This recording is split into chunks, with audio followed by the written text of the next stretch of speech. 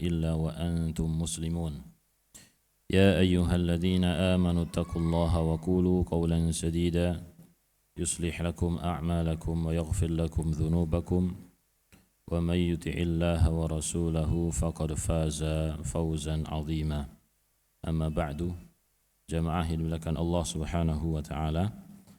Alhamdulillah, segala puji bagi Allah Rabbul Alamin yang telah memberikan kepada kita semua banyak sekali kenikmatan, dan salawat serta salam semoga senantiasa tercurahkan kepada Nabi kita Muhammad sallallahu alaihi wasallam. Semoga Allah Subhanahu wa taala senantiasa menjaga iman kita dan memberikan keikhlasan kepada seluruh ibadah yang kita lakukan, dan semoga kita menjadi umat Nabi sallallahu alaihi wasallam yang bisa memahami pelajaran dan bisa mengikuti sunnah-sunnah beliau secara ilmu dan amalan. Jamaah yang dimuliakan Allah, kita kembali mengkaji kitab Tadhkiratus Sami' wal Mutakallim fi Adabil Alim wal Muta'allim, yaitu bab yang kedua fi adabil alimi fi nafsihi wa mura'ati talibihi wa darsihi. Pada pertemuan yang lalu kita membaca dua bab. Pada bab yang pasal yang ketiga, yaitu fi adamil alim ma'a talabatihi mutlaqan wa fi halqatihi, yaitu adab seorang guru kepada murid-muridnya secara umum dan juga ketika berada di halaqah ilmu, yaitu tentang niat seorang guru ketika mengajar mengharapkan wajah Allah Subhanahu wa taala, dan juga niat untuk melestarikan ilmu yang telah diajarkan oleh Allah Subhanahu wa taala kepada Rasulullah sallallahu alaihi wasallam, serta diajarkan oleh Rasulullah sallallahu alaihi wasallam kepada para sahabat radhiyallahu anhum, kemudian para sahabat mengajarkannya kepada kaum muslimin dan terus menerus sampai ke generasi kita semua. Maka seorang ahlul ilmi yang menerima ilmu yang sanadnya sampai kepada Nabi sallallahu alaihi wasallam adalah orang-orang yang mendapatkan amanah, dipercaya oleh Allah Subhanahu wa taala untuk menyebarkan ilmu.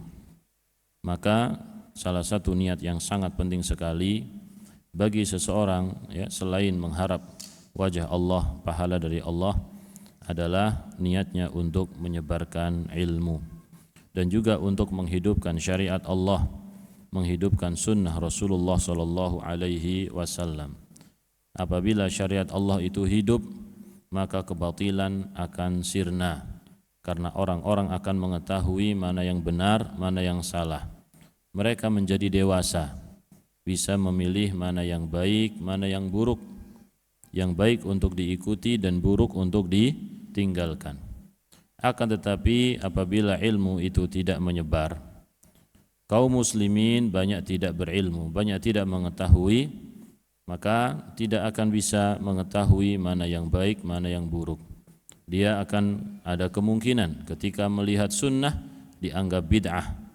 Ketika melihat bid'ah, karena banyak dilakukan oleh orang, dianggap sebagai sunnah yang dibela. Taib. Ini menunjukkan pentingnya dakwah, pentingnya mengajar, dan juga pentingnya belajar. Kemudian di sini disebutkan yang ketiga, ayyu raghibahu fil ilmi wa talabihi fi aktsaril awqat. Seorang guru sering-sering memberikan motivasi kepada muridnya agar mereka rajin untuk belajar, Mereka rajin untuk belajar dan juga mencintai ilmu. Bagaimana caranya supaya murid itu mencintai ilmu? Ini adalah suatu tugas yang berat, Karena cinta itu adalah dasar dari kegiatan segala sesuatu. Ketika seseorang mencintai sesuatu, maka dia akan melakukannya dengan senang hati, tanpa ada beban, tanpa ada tekanan.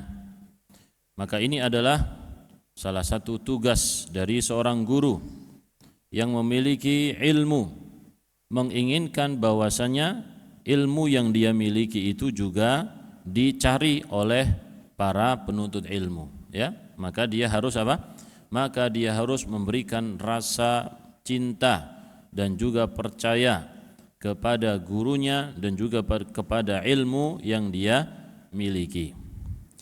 Wa hadza bi dzikri ma a'adda Allah taala lil ulama min manazilil kurama. Yaitu caranya dengan menyebutkan apa yang telah Allah Subhanahu wa taala sediakan bagi para ulama, yaitu kedudukan-kedudukan yang mulia. Wa annahum warathatul anbiya wa ala manabir min nur yaghbituhumul anbiya wasyuhada. Bahwasanya para ulama adalah orang-orang yang mewarisi para nabi, terutama Nabi Muhammad sallallahu alaihi wasallam, ya. Nabi kita Muhammad sallallahu alaihi wasallam tidak mewariskan harta benda, tidak mewariskan emas dan perak, tetapi yang beliau wariskan adalah ilmu. Maka orang-orang yang kaya di dalam pandangan agama Islam adalah orang-orang yang paling banyak ilmunya. Kalau ilmu itu dianggap seperti apa? Harta benda, ya. Jadi orang yang kaya adalah orang yang paling banyak ilmunya. Tentu di sisi Allah Subhanahu wa taala. Kalau dipandang oleh manusia tentu yang kaya yang paling banyak apa? Hartanya. Tapi kalau di sisi Allah Subhanahu wa taala, yang kaya adalah yang paling banyak ilmunya, ya. Wal anbiya lam yuwarrithu dinaran wala dirhama innama warathul ilma. Dan juga mereka di atas mimbar-mimbar yang terbuat dari cahaya. Para nabi dan juga orang-orang yang mati syahid iri kepada mereka, ya. Dan di sini disebutkan keutamaan-keutamaan ilmu kembali di halaman 29, tetapi yang disebutkan oleh Ibnu Jamaah, ya, banyak hadis yang dhaif, ya. Wa yuraghibuhu ma'a dzalika bitadrijin ala ma yu'inu ala tahsilihi minal iktisari ala al-maisuri wa qadril kifayati minad dunya. Demikian juga memberikan motivasi kepada para pelajar, ya, secara bertahap untuk melakukan sesuatu yang bisa membantunya di dalam menuntut ilmu. Apa itu? Nah, ini ya. Apa itu yang bisa membantu seseorang supaya mudah fokus di dalam menuntut ilmu? Yaitu al-iktisaru 'alal maisuri wa qadril minal iktisari 'alal maisur wa qadril kifayati minad dunya. Mencari dunia itu seadanya saja, ya, secukupnya. Sedikit iktisar ini berarti menunjukkan apa? Sedikit dan cukup untuk memenuhi hidupnya, bukan untuk mencari sesuatu yang lebih. Baik. Ya, ini adalah kebiasaan para ulama. Mereka ketika dalam kondisi menuntut ilmu sebagai pelajar, fokus supaya belajar, ya, maka tidak disibukkan dengan dunia. Tidak disibukkan dengan berbagai macam kegiatan untuk mengumpulkan harta. Dan ini sesuatu yang kalau di zaman sekarang mungkin agak berat, Pak, ya. Apalagi kalau kita sudah punya tanggungan, punya istri, punya anak, ya, tidak mungkin kita kemudian memiliki harta yang mungkin kurang, ya. Karena kita tidak bisa menentukan ketika bekerja, apakah kita bisa menentukan rizki dah segini saja? Kan nggak bisa, ya. Antum kerja misalkan kerja jam kantor jam sekian sampai jam sekian, nanti gajinya sekian, ya. Nah, kalau misalkan kerja wira swasta misalkan berdagang, kadang kurang, kadang apa? Kadang lebih, tidak bisa menentukan. Taib. Al-muhim, kalau memang kita tidak mampu untuk fokus di dalam menuntut ilmu, ya, maka kita berusaha memiliki waktu untuk belajar semampu kita. Taib. Demikian juga menganjurkan mereka agar qanaah, wal qana'ati bidzalika an syughlil qalbi bita'alluqi biha wa ghalabatil fikri. Jadi beliau menganjurkan supaya guru itu mengajarkan kepada murid-muridnya agar mereka qanaah terhadap urusan dunia, supaya hatinya tidak sibuk dan juga pikirannya juga tidak sibuk mikirin dunia terus, gitu ya. Sekali lagi ini materinya lebih cocok kalau untuk anak-anak yang usia wajib belajar ya. Kalau usia-usia antum ini sepertinya kurang cocok Pak ya. Baik. Dan juga dengan qanaah itu ya, supaya pikiran kita, cita-cita kita tidak terpecah belah. Fa innan sirafal qalbi an ta'alluqil atma'i bidunya wal iktsari minha, dan seterusnya. Ini panjang ini. Karena ketika seseorang terhindar dari ketamaan terhadap dunia, pengen mencari dunia yang banyak dan bersedih ketika tidak mendapatkannya, ya, terhindar dari hal-hal tersebut, ajma'u li qalbihi wa arwahu li badanihi, maka bisa lebih fokus dan lebih tenang tubuhnya, ya, dengan sifat qanaah, dengan mencari rizki yang secukupnya dan dipenuhi dengan qanaah jiwanya, maka apa? Dia lebih apa? Lebih fokus. Jadi ketika antum umurnya berapapun, ketika ingin mendalami ilmu agama, betul-betul mendalami ilmu agama, maka tadi ya harus memenuhi jiwa dengan apa? Dengan qanaah. Dan juga tidak terlalu sibuk dengan urusan dunia. Ketika sudah memiliki suatu bisnis, satu bisnis misalkan, dan dengan bisnis tersebut dia bisa memenuhi kebutuhannya atau keluarganya, maka dia bisa tenang, udah nggak usah nambah-nambah bisnis lagi, gitu maksudnya ya. Kalau pengen apa? Fokus belajar. Tentu di sini yang dimaksud dengan belajar bukan cuman belajar ngaji kesana kemari, mendengarkan kajian, bukan. Tetapi betul-betul mengumpulkan ilmu, menghafalkannya, disiapkan dirinya untuk menjadi seorang apa? Ahlul ilmi, seorang ulama seperti gurunya, gitu ya. Jadi bukan hanya sekedar kajian-kajian kesana kemari senang-senang, bukan ya. Taib. Jadi ketika seseorang ya menghindarkan dirinya dari sifat tama' dan sibuk dengan urusan dunia, bersedih ketika tidak mendapatkannya, itu lebih fokus ya, lebih mengumpulkan hatinya, artinya niatnya lebih baik dan juga badannya lebih tenang, wa asyrafu li nafsihi, dan dirinya lebih mulia, tidak mengejar-ngejar dunia, dan juga kedudukannya lebih tinggi di hadapan Allah Subhanahu wa taala, wa aqallu li husadihi, dan juga orang-orang yang hasad kepadanya lebih sedikit ya. Tentu hasad yang dimaksud di sini adalah hasad dalam urusan dunia. Tetapi jamaah yang melakukan Allah Subhanahu wa taala, hasad itu ada di mana-mana ya. Hasad itu kepada orang-orang yang memiliki kelebihan, termasuk orang yang punya kelebihan apa? Ilmu ya. Orang-orang yang punya kelebihan ilmu pun ada yang apa? Yang hasad.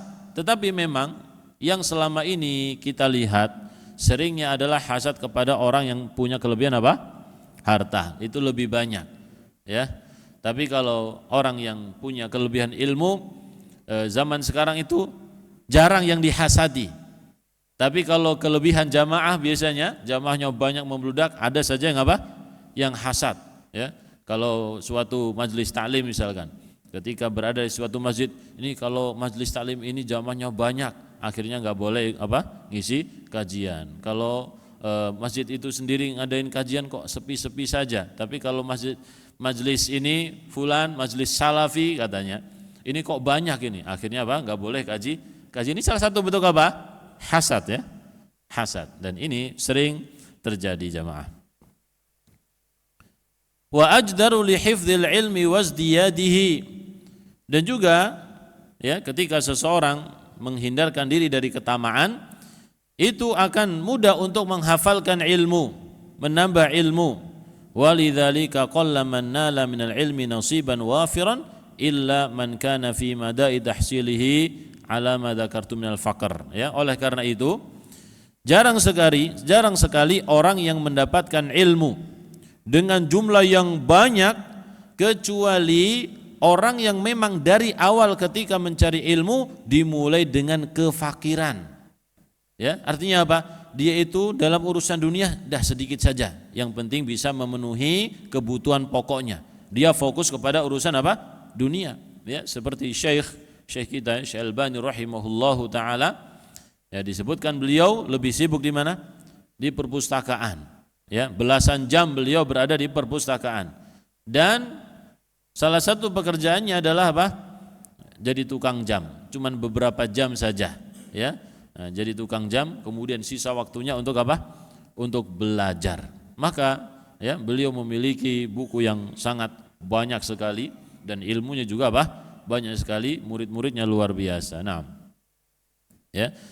Jadi memulai mencari ilmu dengan kefakiran, ya, miskin dan juga qanaah, dan juga wal i'radi an talabid dunya, berpaling dari mencari dunia, dan juga kesenangannya yang al-fani, yang yang sirna.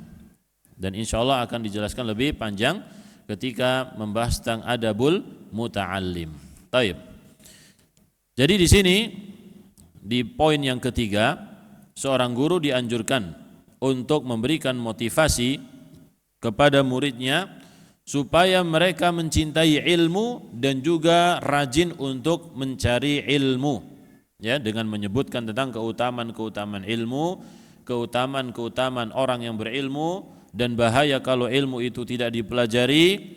Kemudian juga diberikan cara, ya, diberikan cara bagaimana cara menuntut ilmu yang dilakukan oleh para ulama terdahulu, yaitu dengan cara apa tadi?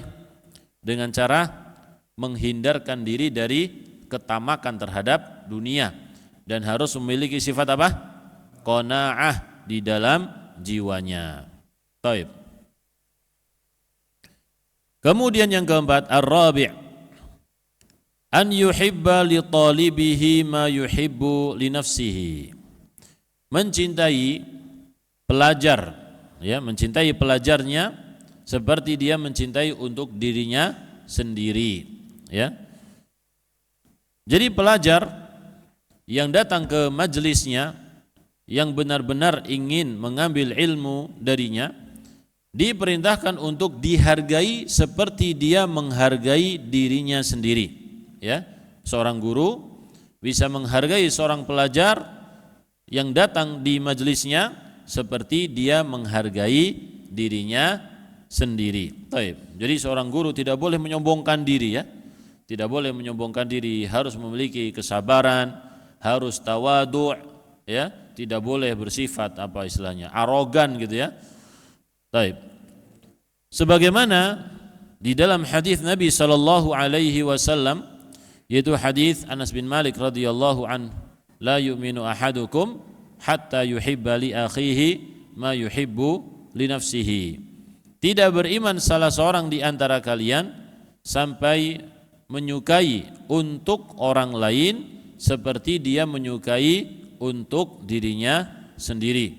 Kalau kita senang apabila ada orang yang bersikap baik kepada kita, maka mereka juga senang kalau ada orang yang bersikap baik kepada mereka. Kalau kita merasa senang ketika kesalahan kita dimaafkan dan dimaklumi oleh orang lain, demikian juga orang lain juga senang apabila mereka melakukan kesalahan, kesalahannya itu dimaafkan dan juga dimaklumi. Taib. Wa yakrahu lahu ma yakrahu li nafsihi, dan membenci untuknya sebagaimana dia membenci untuk dirinya sendiri, ya. Tentu yang dibenci adalah sesuatu yang buruk. Misalkan dimarah-marahin di depan umum, ya. Senang enggak kita kalau dimarah-marahin di depan umum? Enggak senang, karena ini bentuk penghinaan. Demikian juga orang lain, ya. Kalau kita tidak suka, maka orang lain pun sama. Taib. Berkata Ibnu Abbas radhiyallahu anhuma, akramun nasi alayya jalisil ladzi yatakhatta riqaban nasi ilayya. Manusia yang paling mulia bagiku adalah teman dudukku ya, yaitu orang yang datang untuk menuntut ilmu. Dia datang menghampiri dengan melewati orang-orang, ya, untuk duduk dan mendapatkan ilmu dari Ibnu Abbas. Law istata'tu alla yaqa'adz dzubabu alaihi la fa'altu. Kalau aku mampu, ya, kalau aku mampu seekor lalat itu tidak nemplok di orang tersebut, aku akan lakukan. Artinya apa? Ini mubalaghah, ya. Jadi kita nih ketika diam kemudian ada lalat nih tiba-tiba ngomong nemplok di hidung, ya, nyaman gak kita, Pak? Gak nyaman tentunya. Jadi Ibnu Abbas menggambarkan seperti itu. Kalau aku bisa menghalau lalat itu, jangan sampai mengganggunya, menjadikan dia tidak nyaman, aku lakukan, ya. Tapi namanya lalat, ya, susah, ya. Dalam riwayat yang lain disebutkan, inna dzubaba la yaqa'u alaihi fayu'dhini. Ketika ada seekor lalat yang hinggap, ya, menghinggapi misalkan wajahnya, maka itu sudah menggangguku, ya. Aku saja kalau terkena lalat itu merasa terganggu. Maka orang yang menuntut ilmu dariku ketika dia diganggu oleh lalat, aku juga merasa apa? Terganggu. Jadi sama, ya, apa yang dirasakan, memiliki apa? Memiliki simpatik, empati kepada orang yang menuntut ilmu kepadanya. Taib. Wa yanbaghi an ya'taniya bi masalihi talibi. Jadi seorang guru itu harus perhatian kepada muridnya, memperhatikan apa yang terbaik untuk muridnya. Yu'amilahu bima yu'amilu bihi a'azza auladihi minal hunuwi wa syafaqati alaihi wa lisani ilaihi.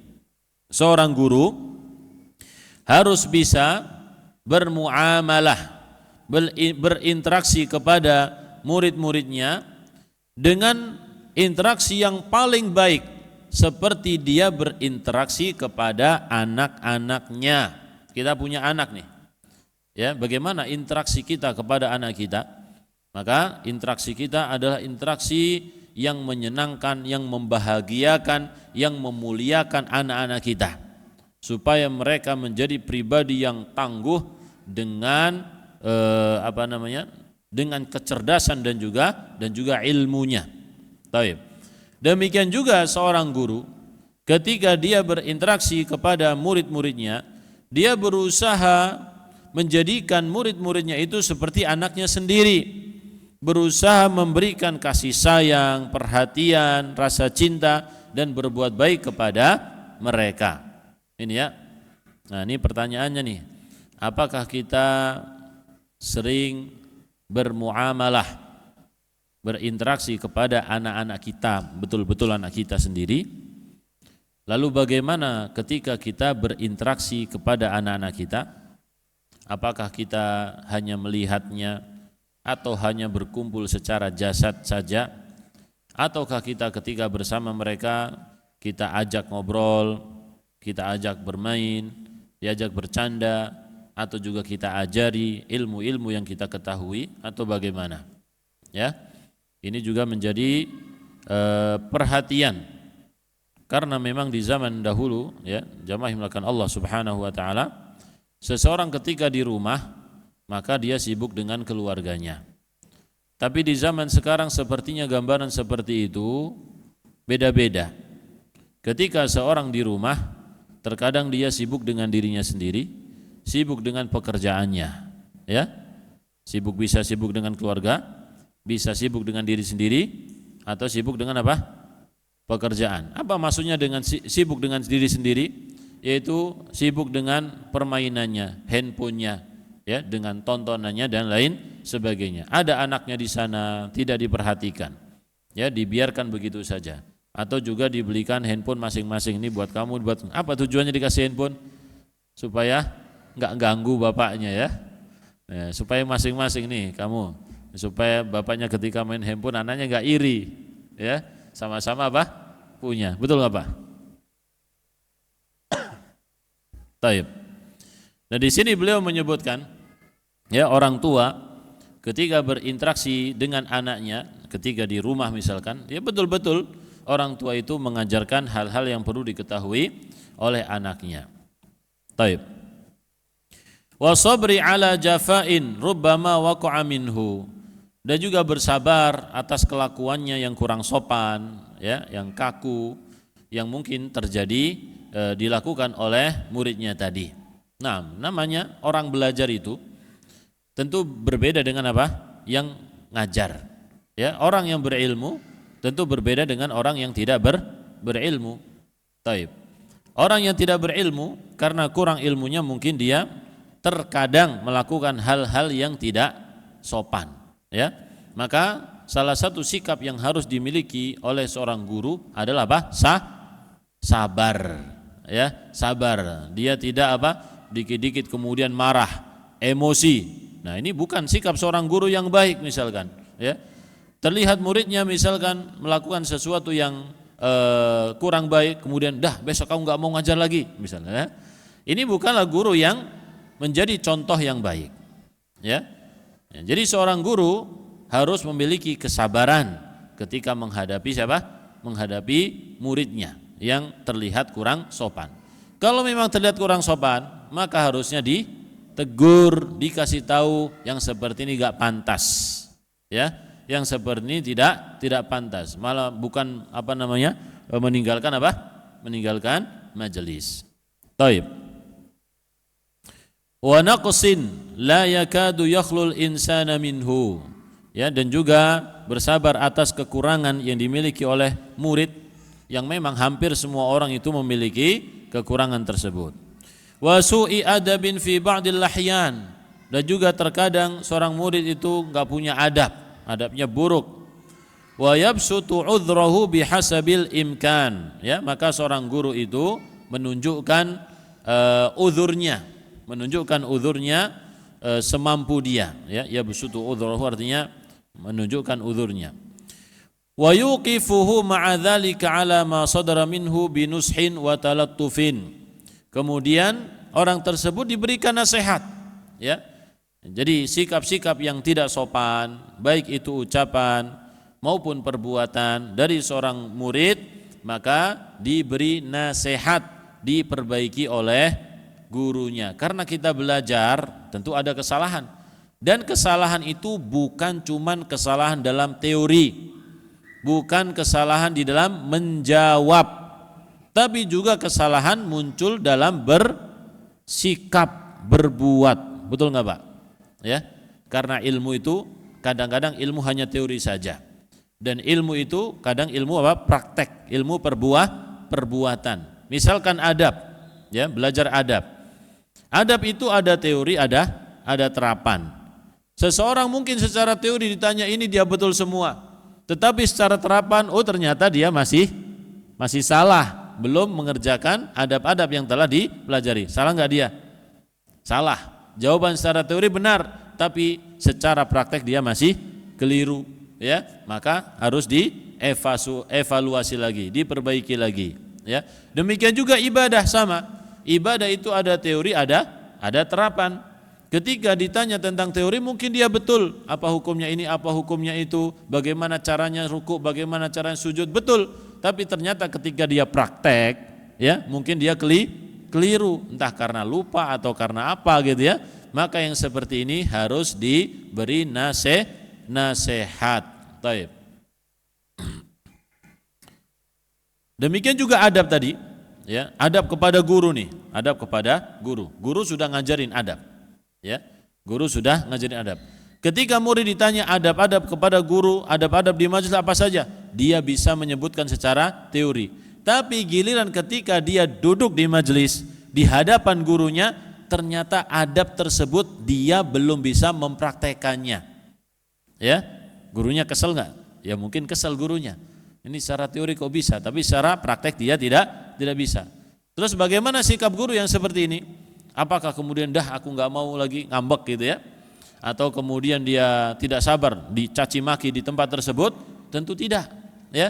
Dikasih nasihat, dikasih masukan, ya, supaya hal tersebut berubah secara praktek. Jadi diluruskannya itu kalau memang ilmunya adalah ilmu praktek, ilmu terapan, maka diluruskan secara terapan juga, dicontohkan cara melakukannya. Taib.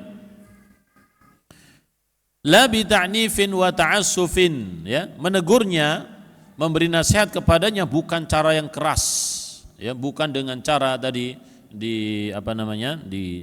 diejek, dicaci maki atau dibentak-bentak, juga tidak seperti itu. Baik, tujuannya apa? Qasidan bidzalika husna tarbiyatihi wa tahsini khuluqihi. Tujuannya adalah untuk mendidiknya dengan baik. Jadi guru ketika menegur seseorang dengan baik, itu pada dasarnya dia itu sedang mencontohkan, sedang mendidik adab kepada orang lain. Nih, cara menasehati, cara mensikapi seseorang yang melakukan kesalahan, kan gitu ya. Itu diambil, ya. Oleh karena itu para ulama ketika mereka duduk bermajlis di seorang ahli ilmu, ada yang memperhatikan adab, ada yang memperhatikan ilmu, ada yang menulis ilmu, ada yang menulis adab. Jadi tidak semua orang yang duduk di majlis itu kemudian menyerap ilmunya 100%, tidak. Atau 30% juga tidak. Duduk hanya memperhatikan ilmu, memperhatikan adab seorang guru tersebut.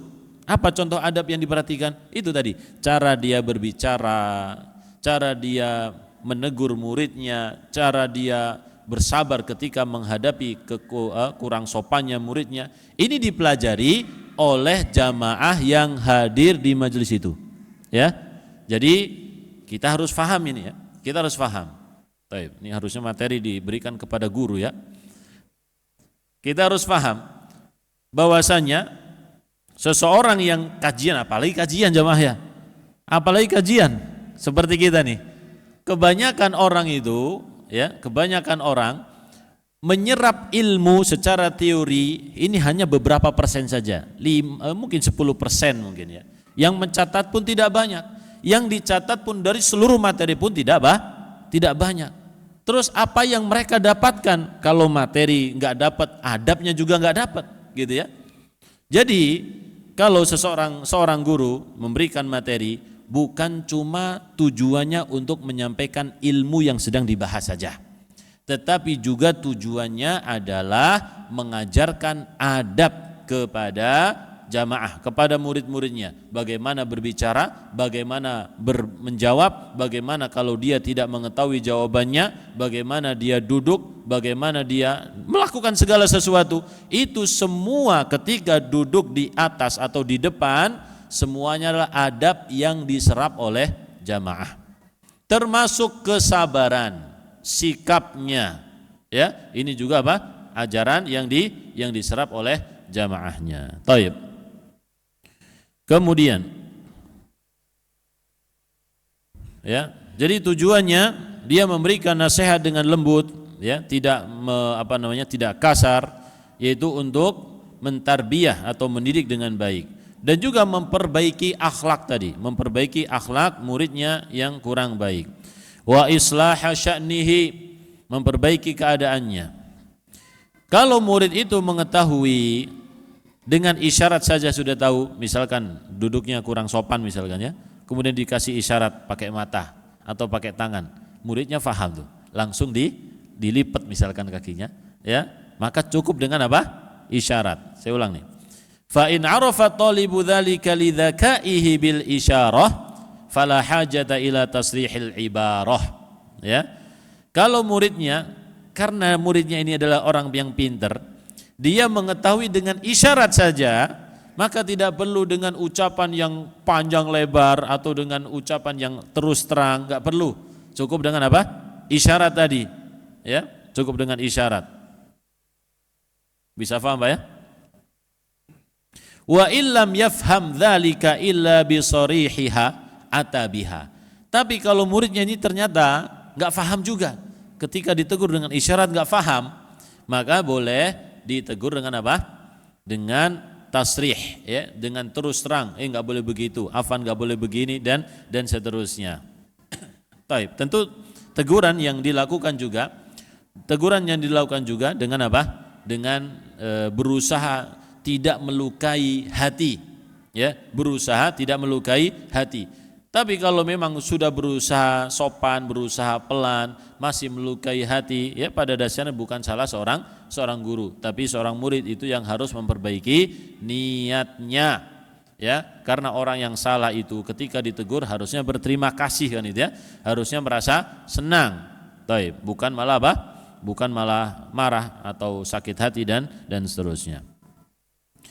Wara'a tadrija fit talattufi wa yu'addibuhu bil adabis saniyah, dan juga bertahap ya, bertahap dalam memberikan nasihat dengan lembut dan juga mendidiknya dengan adab yang tinggi dan menganjurkannya supaya memiliki akhlak yang mulia, wa yusihi bil umuril urfiyah 'alal awda'i syar'iyyah, dan juga memberikan nasihat kepada muridnya dengan perkara-perkara yang terjadi atau diterima oleh masyarakat secara uruf sesuai dengan kondisi-kondisi syar'i, ya, sesuai dengan keadaan syar'i. Baik. Jadi kita jamaah yang melakukan Allah Subhanahu wa taala, ya, memiliki uruf, memiliki kebiasaan dalam suatu daerah. Kebiasaan ini ada yang baik, ada yang tidak baik. Ada yang sesuai syar'i, ada yang tidak sesuai syar'i, ya. Maka seorang guru memperkenalkan kepada murid-muridnya kebiasaan-kebiasaan yang di masyarakat yang baik-baik, yang sesuai dengan syariat Allah Subhanahu wa taala. Karena memang sesuatu yang sesuai dengan syariat Allah Subhanahu wa taala itu lebih bagus daripada kita mendatangkan sesuatu yang baru, ya. Taib. Itu yang keempat tadi. Apa yang keempat tadi? Mencintai untuk muridnya seperti dia mencintai untuk dirinya sendiri, ya. Nah, seperti kita senang apabila kita mendapatkan ilmu, maka orang lain juga senang kalau dia mendapatkan ilmu. Kalau kita senang kalau ditegur dengan sopan, dengan baik, maka orang lain juga senang kalau ditegur dengan baik. Taib. Kemudian yang kelima,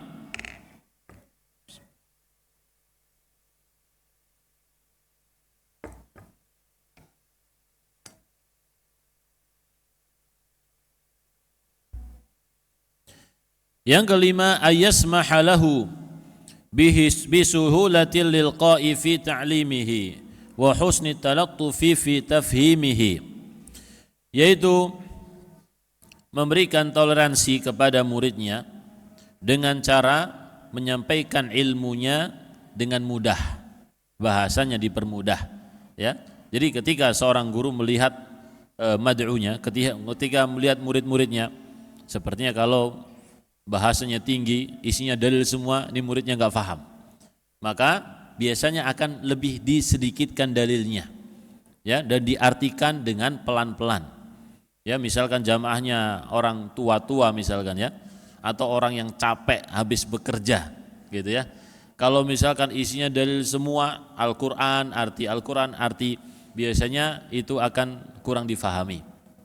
Tapi kalau lebih banyak penjelasan dan dijelaskan dengan pelan-pelan, maka satu ayat atau dua ayat itu sangat berarti karena dia bisa membaca ayat tersebut beserta apa? Pemahamannya. Taib.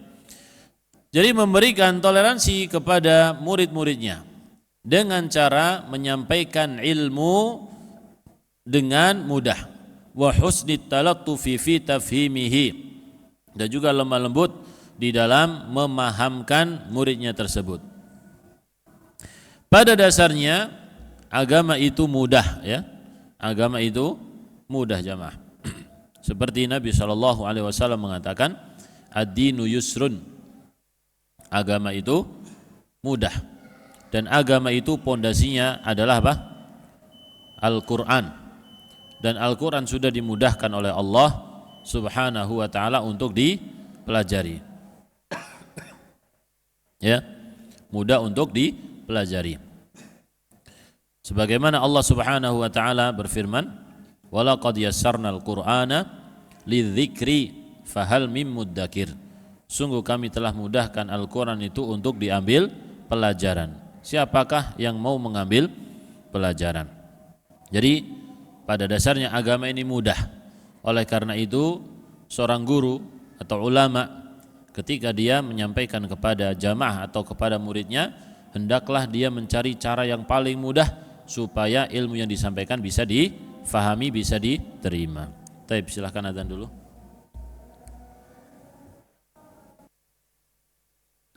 Baik, yang kelima tadi ayasmaha lahu bisuhulatil lilqa'i fi ta'limihi wa husni talattufi fi tafhimihi la siyama idza kana ahlan lidzalika. Ya, jadi kita berusaha menyampaikan ilmu dengan mudah agar dia baik pemahamannya. Apalagi kalau memang murid itu adalah orang yang punya kemampuan, ya, punya potensi, ya, punya potensi dalam belajar. Terlihat dari apanya? Li husni adabihi wa jaudati talabihi, yaitu terlihat adabnya yang bagus dan juga kualitas di dalam dia belajar, ya. Ketika dia ditanya dia bisa, ketika evaluasi pelajaran dia bisa, dan juga terlihat akhlaknya, adabnya bagus. Nah, berarti ini potensinya bagus ini di dalam mempelajari ilmu syar'i. Itu jamaah, ya. Jadi para ulama terdahulu melihat mana orang-orang yang berpotensi menjadi seorang ulama yang betulan, gitu ya. Ulama bukan yang berilmu saja, tetapi ulama yang berilmu yang bisa dicontoh karakternya menjadi orang-orang yang dijadikan teladan oleh murid-muridnya. Yaitu melihat dari apa? Melihat dari adabnya. Adab ketika bersama gurunya, adab ketika bermajlis, adab ketika bersama teman-temannya, maka ini semua mempengaruhi. Taib. Wa yuharriduhu ala talabil fawaidi wa hifdhin nawadiril faraidi. Dan juga gurunya tadi memberikan motivasi agar muridnya itu mencari faedah-faedah dalam belajar, ya. Faedah-faedah itu tentu dari ucapan guru, misalkan mana yang dirasa sangat penting, ya, yang mungkin baru dia ketahui atau penting untuk kondisi dia ketika itu, ditulis supaya apa? Supaya ingat. Atau juga menghafalkan an-nawadir al-faraid, yaitu poin-poin penting, ya. Jadi para ulama biasanya memiliki ucapan-ucapan, gitu ya. Ucapan, misalkan ucapan Ali bin Abi Thalib yang diabadikan, hadithun nasa bima ya'rifun, misalkan, ya. Berbicaralah kepada orang-orang dengan sesuatu yang mereka fahami. Atuhibbuna ayyukadzdzaballahu wa rasuluh, apakah kalian tuh ingin Allah dan Rasulnya didustakan? Nah, ini seperti ucapan-ucapan seperti ini adalah ucapan yang sangat penting sekali untuk ditulis dan juga untuk dihafalkan, termasuk an-nawadir al-faraid, ya, itu poin-poin yang sangat jarang, yang sangat penting untuk dihafalkan. Ya, seperti asatidzah kita banyak sekali, ya. Asatidzah kita banyak sekali menghafalkan ucapan-ucapan para ulama yang sangat penting. Wala yaddakhiru anhu min anwa'il ulumi ma yas'aluhu anhu. Dan janganlah menyimpan, enggak boleh pelit terhadap ilmu-ilmu yang dia miliki. Ketika murid yang berpotensi tadi menginginkan ilmu tersebut, maka disampaikan, ya. Maka disampaikan kepadanya.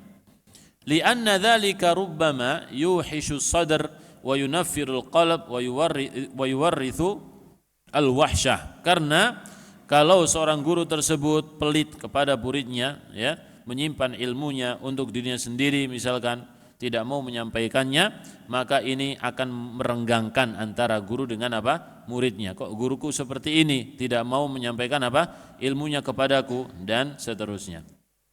Baik.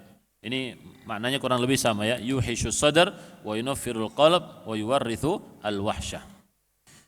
Demikian juga la yulqi ilaihi ma lam yata'ahhal lahu, tidak menyampaikan kepada muridnya ilmu yang terlihat dia itu enggak bisa, belum bisa.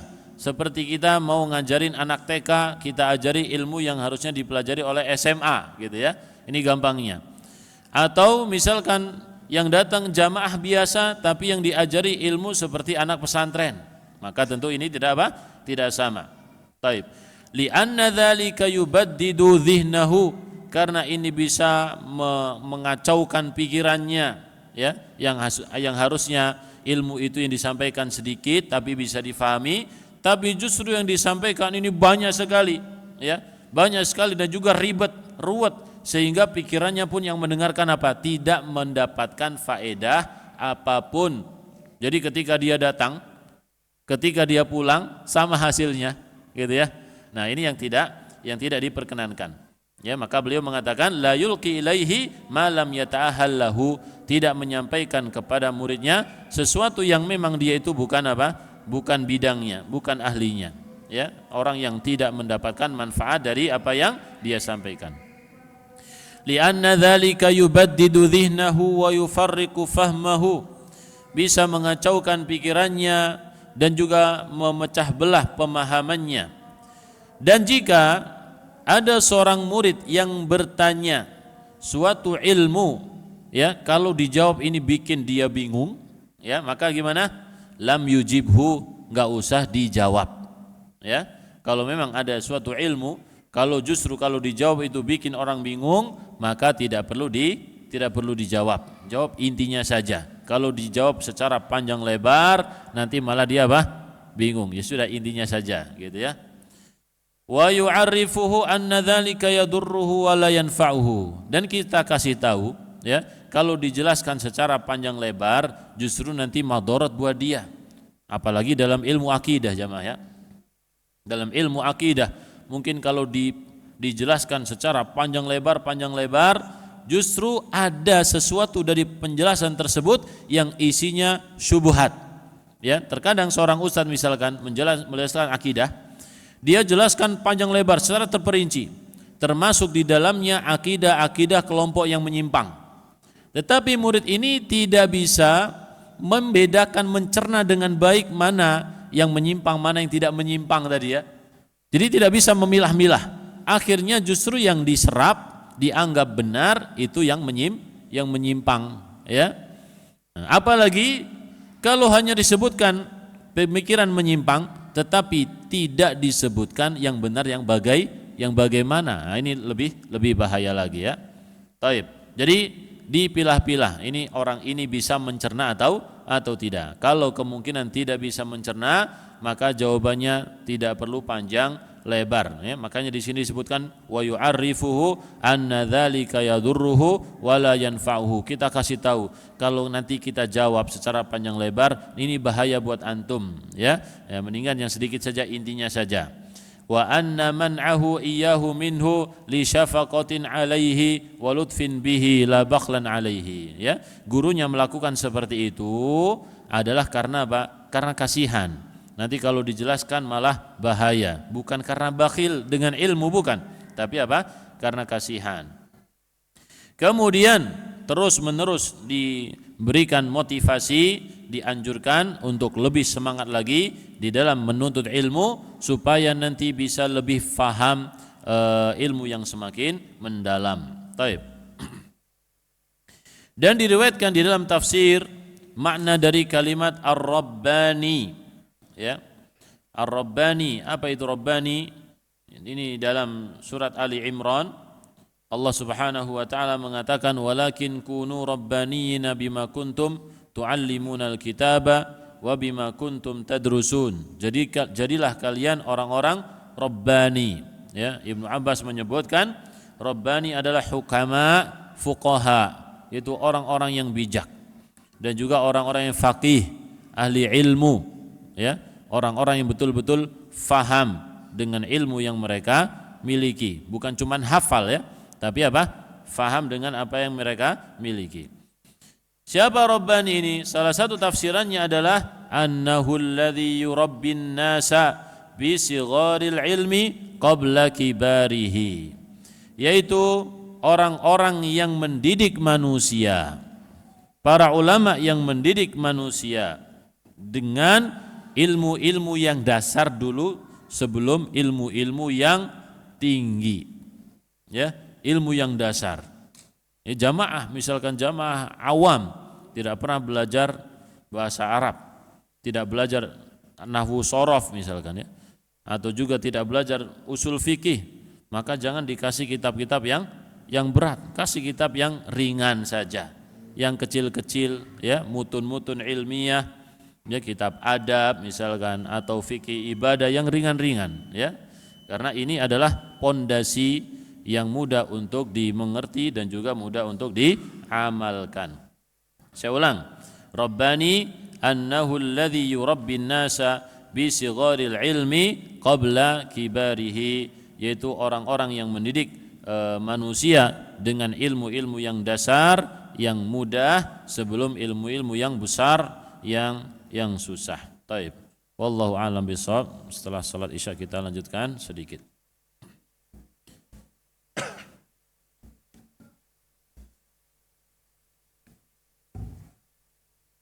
Bismillah, alhamdulillah, wassalatu wassalamu ala rasulillah. Taib, kita masuk pada poin baru, tapi cukup panjang ini ya. Kita baca sebagian saja, yaitu as-sadisu ayyahrisa ala ta'limihi wa tafhimihi bibadli jahdihi wa taqribil ma'na lahu. Semangat di dalam mengajar dan memahamkan muridnya dengan mencurahkan segenap tenaga ya. Atau juga seandainya tidak bisa memahamkan 100%, tapi paling tidak kita bisa mendekatkan ya dia kepada pemahaman ya, mungkin 80 atau 90%. Ma la yudraku kulluhu la yutraku julluhu. Sesuatu yang tidak bisa didapatkan 100%, maka tidak ditinggalkan yang lebih banyak. Artinya kalau kita bisa 80, 90, maka ambil saja gitu ya.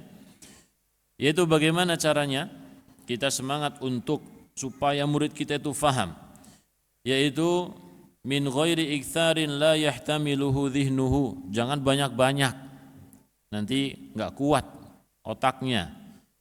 Atau dengan dijelaskan panjang lebar, la yadbituhu hifdhuhu, tidak bisa dihafalkan ya. Wa yuwaddihu li mutawaqqifidh dhihni al-ibarah. Dan juga menjelaskan untuk orang-orang yang ini disebutkan kalimatnya mutawaqqifidh dhihni. Mutawaqqifidh dhihni artinya orang yang enggak faham-faham gitu ya. Maka dijelaskan diulang-ulang. Wa yahtasibu i'adata syarhi lahu wa tikrarahu. Ketika guru itu mengulang lagi pelajarannya, mengulangi penjelasannya, berharap kepada Allah Subhanahu wa taala. Jangan kesel gitu ya. Maksudnya di sini jangan kesel, tapi berharaplah kepada Allah Subhanahu wa taala. Setiap pengulangan yang dia lakukan untuk muridnya, berusaha muridnya itu supaya faham ya, itu diberi pahala oleh Allah Subhanahu wa taala. Wa yabda'u bi taswiril masail. Dimulai ya, jadi pelajaran itu dimulai dengan menggambarkan permasalahan terlebih dahulu supaya muridnya bisa membayangkan ini permasalahan apa sih, digambarkan dulu supaya faham, kemudian baru dijelaskan dengan contoh-contoh dan disebutkan juga dalil-dalilnya ya. Dan wa yaqtasiru ala taswiril mas'alati wa tamthiliha liman lam yata'ahhal li fahmi ma'khadhiha wa daliliha. Kalau memang jamaah yang dijelaskan tentang permasalahan itu bukanlah orang yang berpotensi menjadi ulama untuk yang berdakwah di depan mimbar depan meja gitu ya. Jadi untuk diketahui saja, jadi materi ini hanya diketahui oleh jamaah, maka gambarannya enggak usah panjang lebar, sederhana saja ya.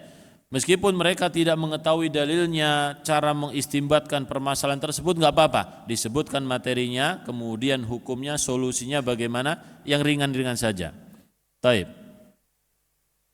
Wa yadhkurul adillah wal ma'khadh li muhtamaliha. Tapi untuk orang yang bisa menyerap ya ilmu dengan baik, maka disebutkan dalilnya, disebutkan bagaimana cara mengistimbatnya, itu dijelaskan. Makanya tadi kita sebutkan menjelaskan kepada jamaah yang biasa, yang sibuk mungkin dengan pekerjaannya, yang sudah capek gitu ya, itu berbeda dengan menjelaskan kepada murid-murid yang mereka belajar dalil Al-Quran, menghafalkan hadis, belajar bahasa Arab dan ilmu-ilmu alat yang lainnya. Ini berbeda Pak ya, berbeda apa yang disampaikan. dan seterusnya. Ini panjang lebar, kurang lebih intinya sama ini ya, yang beliau jelaskan ini. Taib. Wala yamtani'u min dzikri lafdhatin yustahya min dzikriha. Ini kemudian di paragraf baru beliau mengatakan wala yamtani'u min dzikri lafdhatin yustahya min dzikriha 'adatan. Janganlah seorang guru itu enggan untuk menyebutkan suatu lafaz yang secara adat ya, yang secara umum orang itu malu untuk menyebutkannya. Ya, lafaz ya mungkin yang kita dengar mungkin kalimat apa? Jima misalkan. Kalimat jima. Seorang guru mungkin malu untuk menyebutkannya, maka disebutkan dengan kata-kata yang lain. Ini seperti dalam Al-Qur'anul Karim, Allah Subhanahu wa taala tidak menyebutkan kata apa? Kata jima ya, tetapi menyebutkan kata lamastum. Wa idza lamastumun nisa falam tajidu ma'an ya. Lamasa yulamisu itu artinya menyentuh, tapi yang dimaksud di sini adalah apa? Jima ya, sebagaimana disebutkan oleh Ibnu Abbas radhiyallahu anhu. Atau mas juga sama. Mas juga sama ya, menyentuh juga. Maknanya juga apa? Jima. Itu contoh sesuatu yang secara adat, secara kebiasaan orang-orang itu malu untuk menyebutkannya, maka tidak masalah tidak disebutkan. Tapi kalau butuh idza ihtija ilaiha, kalau dibutuhkan untuk menyebutkan sesuatu yang tadi ya, kalimat yang mungkin orang itu malu untuk mendengarkannya, kalau butuh ya sudah sebutin saja gitu ya. Walam yatimmat tawdihu illa bidzikriha ya. Kalau memang dengan tidak disebutkan dengan terang-terangan nanti malah enggak jelas, maka harus disebutkan dengan jelas.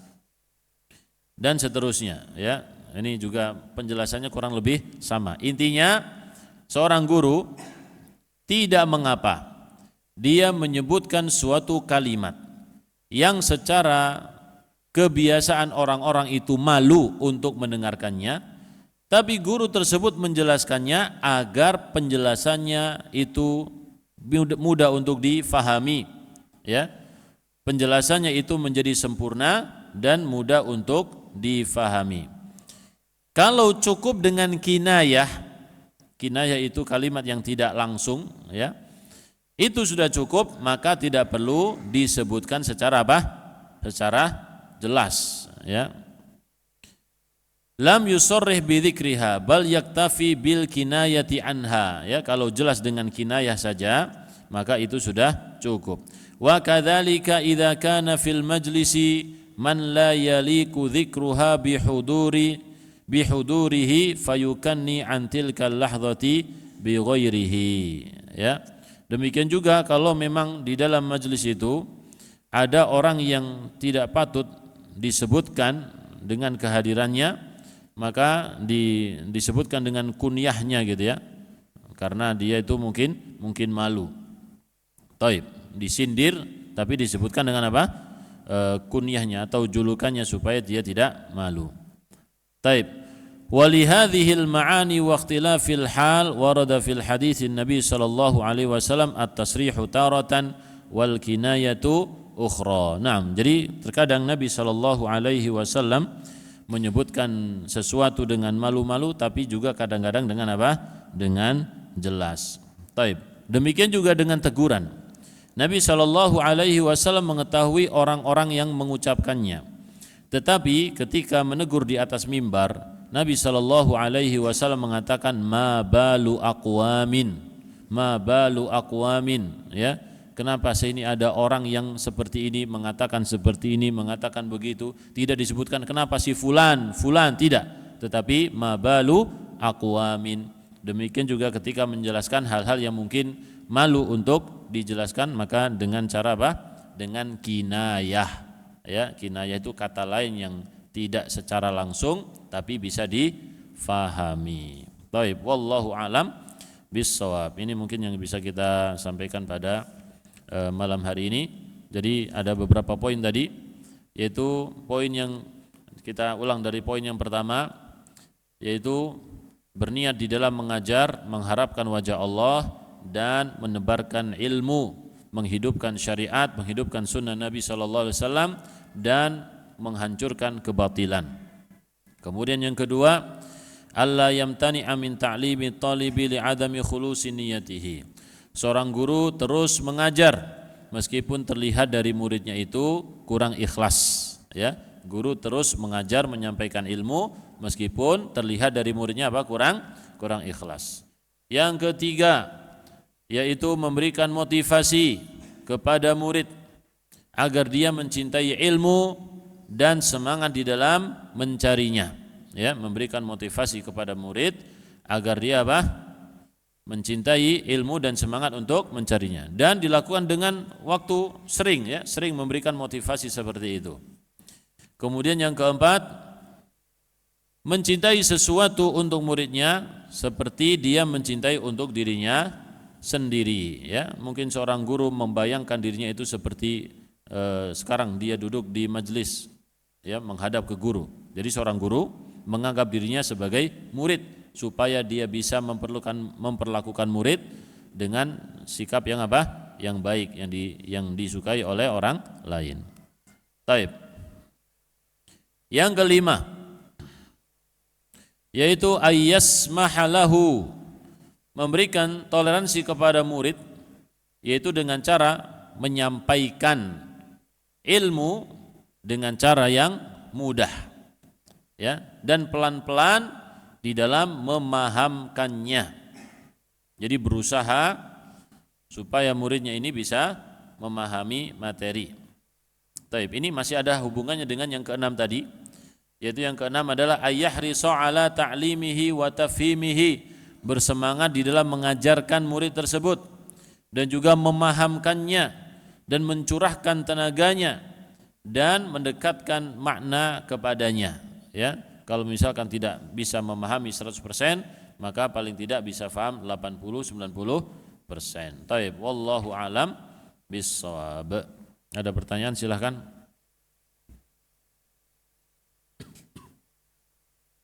Tidak ada, Pak? Taib, insyaallah ini materi berkaitan dengan guru. Mungkin yang banyak mengambil faedah yaitu ana sendiri, jamaah, ya. Daripada antum mungkin yang lebih banyak mengambil faedah adalah ana yang membaca, yang menjelaskan kepada antum semua. Tapi insyaallah kita semua bisa mengambil faedah karena setiap orang adalah guru. Bapak-bapak di rumah guru buat anak-anaknya, guru buat keponakannya, adik-adiknya, atau juga ibu-ibu, ya, apalagi ibu-ibu. Ibu-ibu adalah guru untuk anak-anaknya. Dibandingkan bapak, maka seorang perempuan itu lebih banyak berinteraksi dengan anaknya, ya. Maka perlu ilmu-ilmu seperti ini agar kita termotivasi untuk menyampaikan dan mengajarkan ilmu Allah Subhanahu wa taala kepada anak-anak kita, ya. Dan jangan lupa tadi motivasi dari Syekh Ibnul Jamaah, yaitu ketika kita mengulangi pendidikan, ulangi terus tanpa berhenti, tanpa bosan, ya, kita mengharapkan pahala dari Allah Subhanahu wa taala. Karena memang pada dasarnya pendidikan itu adalah pengulangan, pembiasaan, ya. Kalau seseorang belum terbiasa, maka kita terus mengulanginya supaya dia terbiasa di dalam melakukan kebaikan. Wallahu a'lam bissawab. Kalau tidak ada pertanyaan, kita tutup untuk pertemuan malam hari ini. Rabbana atina fid dunya hasanah wa fil akhirati hasanah wa qina adzabannar. Assalamualaikum warahmatullahi wabarakatuh.